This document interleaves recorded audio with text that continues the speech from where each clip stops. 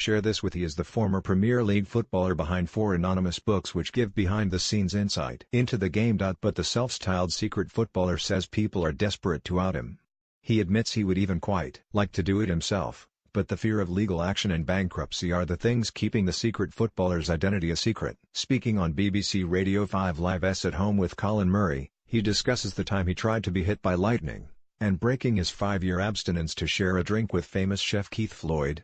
The secret footballer was still playing as late as 2011. He is English and has played for at least 2 Premier League clubs and was relegated from the top flight on the final day of the season. He once booked out the top floor of a hotel in Paris because he heard that someone he didn't like was staying there. After he stopped playing, he started a column and wrote 4 books. In 2010 he was diagnosed with depression and at one stage he considered taking his own life after struggling with mental health. I was really low. We lived next to a farmer's field and there was a power cable that runs across the field with a big power box in one corner. My wife was out and I remember walking out of the house in just my football shorts and there was all this thunder and lightning around me. I had no top on and I was barefoot. There was one beautiful oak tree in the middle of this field and I remember walking towards that thinking if I stand under that, that will be it.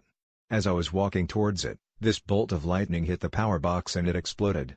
It was spectacular. It knocked all the power out in the houses and that snapped me out of it and I went back inside. I told my wife a year later what happened but by then I was kind of coming out of it. If I had got to that tree and that was that, at that moment I would not have cared. The former Premier League footballer believes his writing saved his life and steered him away from the temptations of alcohol following his career. He talks about the difficulties faced by those who leave the game, be it alcoholism, divorce, or mental health issues. What you should consider is that when you retire on the Sunday, by the Monday you lose all your mates and all the admiration of the fans. Everything goes off the cliff. Football is completely irreplaceable. The moment you stopped, all the temptation was there. I didn't drink for 5 years but one of my heroes, Keith Floyd, was doing a show at a theater and I could not have a glass of wine with Keith Floyd, so that was what broke my band. The more money around the more anxious it made you. And you get paranoid about everything because if you don't have anything you have nothing to lose. You have got to try and keep yourself stimulated.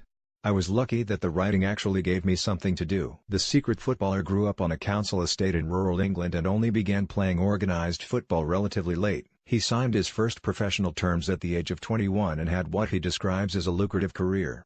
Since retiring, though, he has become more prominent, albeit anonymously, with a column in The Guardian, the publication of his books and, potentially, a television drama. Some of the most interesting ex-players I have met do not have a profile. I think that the secret footballer was a good idea and one that was well worth exploring. There was an explosion in help for mental illness after the first book and the Football Association and the Professional Footballers Association decided to act on it, so I'm kind of proud of it.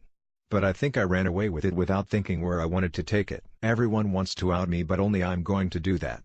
The issue would be a legal one and I would probably have to bankrupt myself in order to survive. You have to prepare for the worst and, while there are no names in the books, there's a lot of money in football and a lot of people with a lot of money. They don't even have to be proved right, they just have to put a case on. My autobiography will sell on the back of me outing myself but I can't do it at the moment even though I want to. If you or someone you know are feeling emotionally distressed, find organizations that offer advice and support here. Share this with